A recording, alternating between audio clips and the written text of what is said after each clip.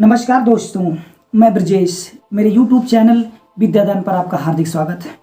आज हम बात करने आए हैं पटाखों पर बैन की। क्यों भारत की सुप्रीम कोर्ट ने कई राज्यों में पटाखों पर बैन लगा दिया है और क्या ये कितनी हद तक ये सही है, इस पर हम बात करेंगे। क्या एक साजिश के तहत हिंदुओं के त्योहारों को नष्ट करने की कोशिश की जा रही है? इसका एक प्राचीन इतिहास रहा है कि हिंदुओं के त्योहारों को नष्ट करने का जी कोशिश रही है।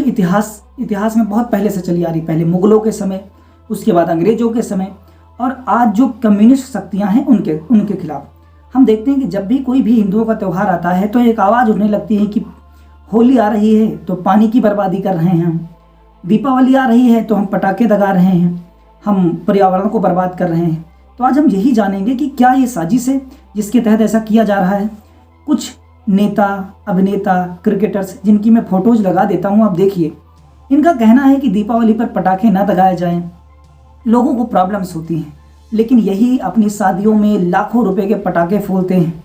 पूरे साल शादियों में पटाखे फोड़े जाते हैं, कोई फंक्शन होता है वहाँ पटाखे फोड़े जाते हैं, लेकिन वहाँ से प्रदूषण नहीं होता। लेकिन जैसे ही ये त्यौहार आता है, पूरी दुनिया के लोग ज्ञान देना चालू करते हैं कि अब पटाखे फोड़े गए हैं और अब प्रदूषण बढ़ेगा, अब देश खतरे में है, दुनिया खतरे में है, इसकी बात करना चालू करते हैं। तो हम जानते हैं ये साजिश कैसी है।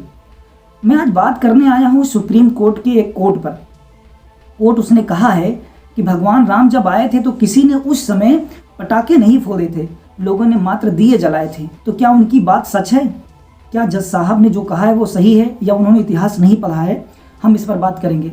आज हम जानेंगे कि भारत में पटाखों का इतिहास क्या रहा है और हिंदुओं के त्योहारों में पटाखे कब से जलाए जा रहे हैं।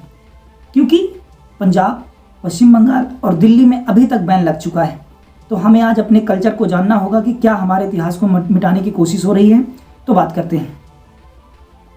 मैं ये कहना चाहता हूँ कि जब त्यौहार आए तो वो सद्भाव के त्यौहार हैं, उनको मिटाने की कोशिश ना किया जाए। आज दीपावली है तो हमारे त्योहारों से पॉल्यूशन बढ़ रहा है।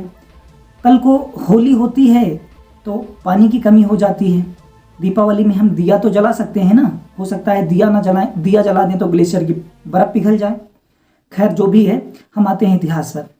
पहली किताब चाणक्य की लिखी हुई किताब जिसका नाम है अर्थशास्त्र। अर्थशास्त्र में चाणक्य ने अग्निचूर्ण नाम का शब्द का इस्तेमाल किया है और वो बताते हैं कि दुश्मन को भगाने के लिए हम अग्निचूर्ण का प्रयोग करते हैं। अग्निचूर्ण मतलब सोरा, सोरा मतलब बारूद।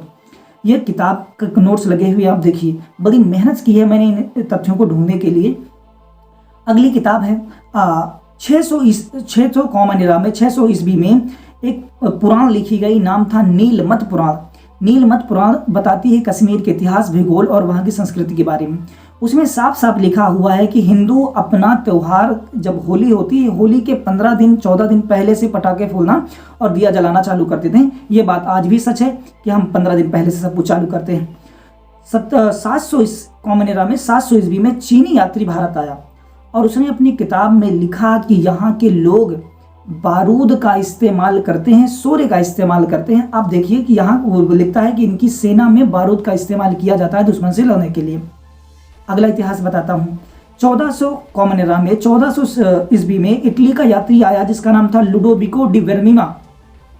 लुडोविको ने अपनी किताब और अपनी भारत यात्रा के बारे में लिखा कि मैं जब घूमने के लिए विजयनगर साम्राज्य गया तो मैंने वहाँ देखा कि वहाँ हाथियों का बहुत आतंक था, क्योंकि आपको पता है कर्नाटक के क्षेत्र में सबसे ज़्यादा हाथी पाए जाते हैं।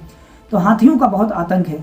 तो वहाँ के लोग हाथियों को भगाने के लिए बारूद का इस्तेमाल करते हैं, क्योंकि जब बारूद के पटाखे फोड़ते हैं तो हाथी डरकर चले जाते हैं।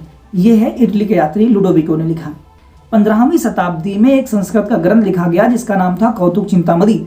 इसको लिखा राजा रुद्रदेव प्रताप ने 1497 से लेकर 1539 के बीच में लिखा। उन्होंने लिखा कि उत्कल यानी उड़ीसा में पटाखे बनाने के कारखाने हैं और वहाँ के लोगों ने एक पेंटिंग बनाई हुई जिसको मैं लगाता हूँ। आप देखिए, ये रुद्रदेव प्रताप के समय की पेंटिंग है जिसमें राम और सीता को पटाखे जलाते हुए दिखाया गया है।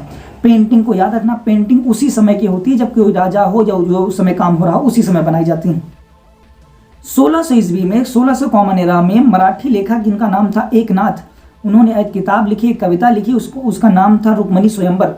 और रुक्मणी स्वयंवर में वो लिखते हैं कि जब रुक्मणी का और भगवान कृष्ण का विवाह हो रहा था तो जब बारात चल रही थी तो बारात के आगे आगे फुलझड़ियों को जलाया जा रहा था। आज भी हिंदुओं के जब शादियां होती तो आप देखते हैं जब बारात चलती है तो उसके आगे आगे हम फुलझड़ियों को जलाते हुए चलते हैं। ये प्राचीन परंपरा रही है।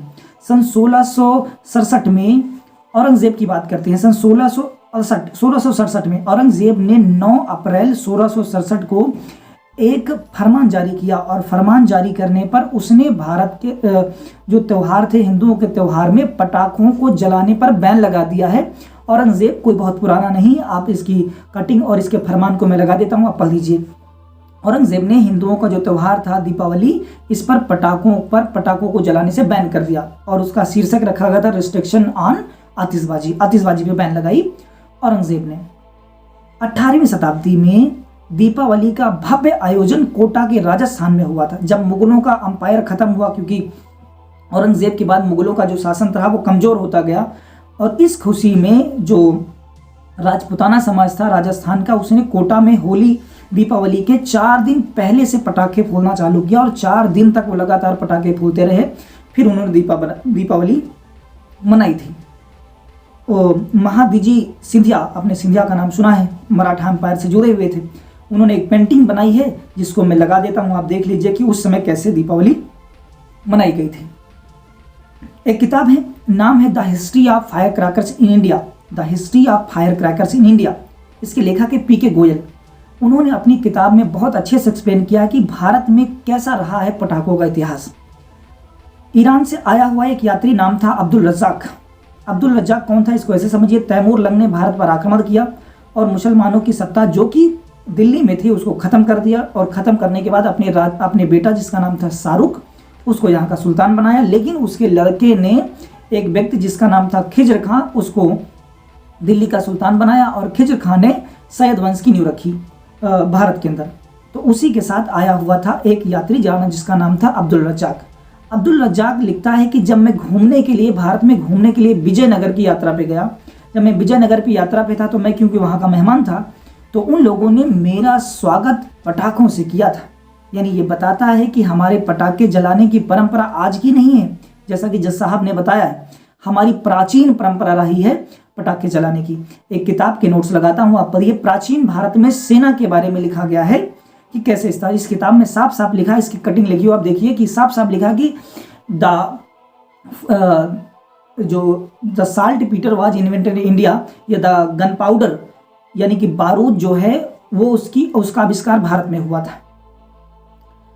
1609 में बीजापुर के सुल्तान जिसका नाम था इब्राहिम आदिल शाह। इब्राहिम आदिल शाह ने अपनी पुत्री की शादी मलिक अंबर से कर दी। मलिक अंबर भी राजा था वहाँ का।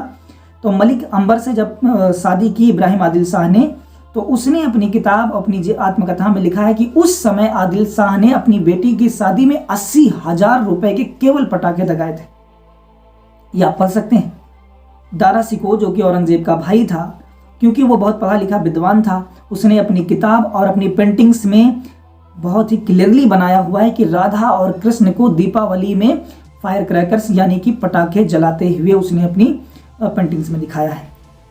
ये रहे जो साक्ष्य जो बताते हैं कि भारत में पटाखे जलाने का इतिहास आज या कल या 2-4-500 सालों का नहीं, हजारों सालों से हिंदुओं की परंपरा में पटाखे जलाने का इतिहास रहा। लेकिन जो आज के इतिहासकार रहे उन्होंने पूरी तरह से हिंदुओं के कल्चर को नष्ट करने की कोशिश की और इतिहास को छुपा दिया।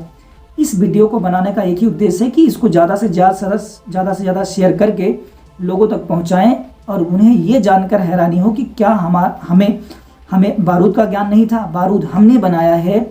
हमारे इतिहास में हमारे पटाखे जलाने की परंपरा बहुत पुरानी है और ये साक्ष्य प्रत्येक व्यक्ति को, हिंदू मुसलमान या कोई भी हो, उसको जानना जरूरी है क्योंकि संस्कृति सबकी है। तो जितने भी मेरे दोस्त हैं सभी को दीपावली की हार्दिक शुभकामनाएं और ये वीडियो ज़्यादा से ज़्यादा शेयर कर दें जिससे मेरी मेहनत से लोगों को ये तो पता लग पाए कि क्या आपसे छुपाया जा रहा है, आपके इतिहास के बारे में लोग क्या छुपा रहे हैं। ये जानने को आपको मौका मिला है तो आप जानिए। मेरी मेहनत को अगर आप पसंद करते हैं तो चैनल को लाइक, शेयर और सब्सक्राइब जरूर कर दिया करें। मुझे कहना अच्छा नहीं लगता। बाकी अगले वीडियो में मिलेंगे। धन्यवाद।